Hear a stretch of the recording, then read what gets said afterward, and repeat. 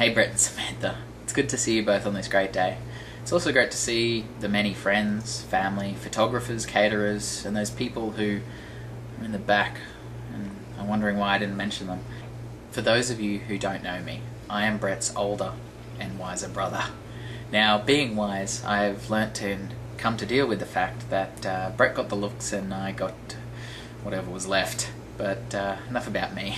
The reason for my absence today is due to a series of wonderful events that has happened to me overseas. I don't want to bore you with the details, but what I would like to do is thank Linton, one of my oldest friends, for stepping in for my lack of proximity. Let's say you were to meet Brett just walking down the street. The first thing you'd think is, why the hell is this person walking down the street with a bicycle helmet on? Then you would realise you were actually in one of those various mountain biking locations that Brett likes to frequent, laying on the ground. That crash must have really taken its toll on your head. But as you lay there, you realise that the person you see before you is one of the most helpful personalities around. As he helps you up, you realise that he does talk, and yes, his speech is concise and fluid, so he has had some schooling. His resourcefulness in getting you the help and at the speed at which it's done is unprecedented. As you thank him and get carted away in the back of the ambulance, you can't help but remember how calm he was about the whole ordeal. That's a good way of describing the way I see my brother. Fit, adventurous, charming, helpful, friendly, educated, determined, electronic savvy, and happy. Alright. Now Samantha's turn. This is a series of events that my brain is giving me on how they actually found each other. Brett being on his computer almost as much as me. Brett drawing tattoo designs on his computer and in his sketchbooks. Brett leaving the house. Brett getting back home. Brett telling me about this wonderful girl he's been chatting to. Brett leaving more.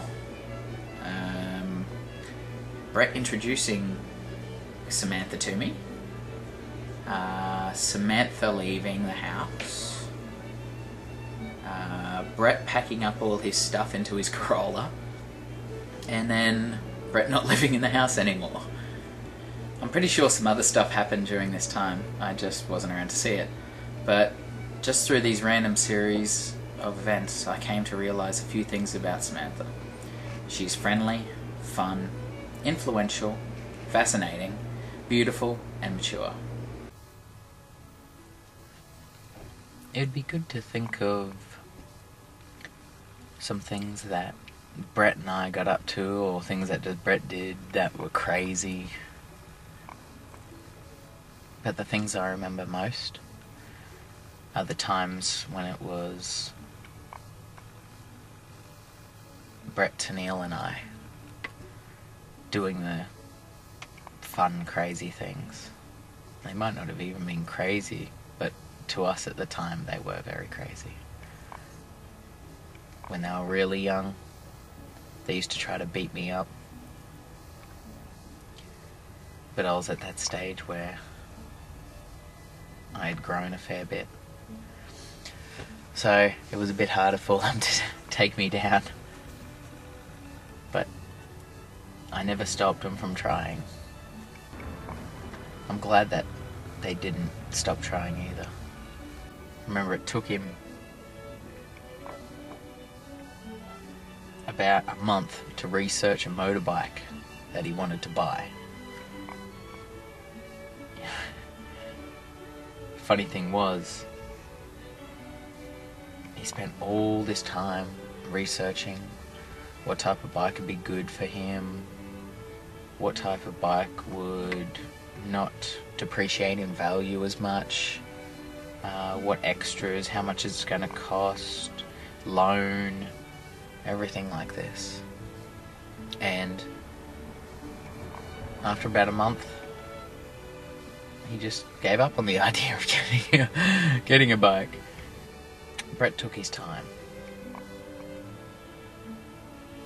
Brett takes his time.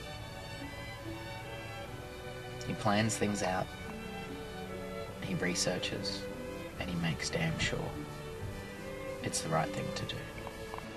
And that's only one of the things that makes Brett special.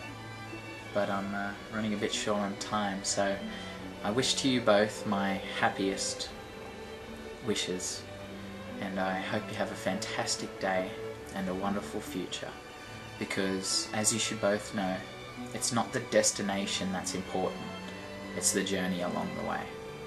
I love you guys. Ciao.